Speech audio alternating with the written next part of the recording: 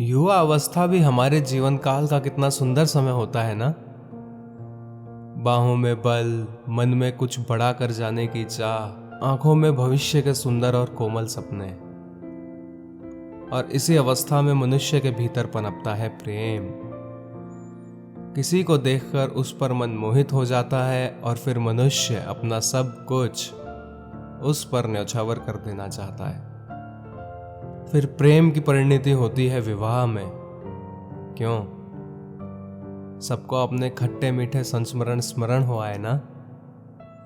परंतु यहीं से अधिकतर माता पिता और संतान के मध्य विचारों का विरोध प्रारंभ हो जाता है। संतान को लगता है कि उसका चुना जीवन साथी ही उसके लिए उपयुक्त है, और माता पिता को लगता है कि संतान अनजाने में भूल कर रही है। संतान का तर्क होता है कि उसे विवाह किससे करना है यह उसका अधिकार है, और माता पिता का तर्क ये होता है कि अभी जीवन साथी चुनने की समझ संतान में है ही नहीं। तो इस अवरोध को काटा कैसे जाए? उचित निर्णय कैसे लिया जाए?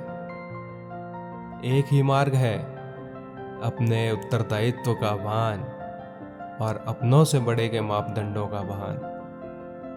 विवाह कर लेने से पूर्व ये जान लेना आवश्यक है कि विवाह केवल अपने प्रेम को पाने का मार्ग नहीं है, अपितु विवाह से जीवन का एक नया द्वार भी खुलता है, और हर नए जीवन के साथ नए उत्तरदायित्व भी होते हैं।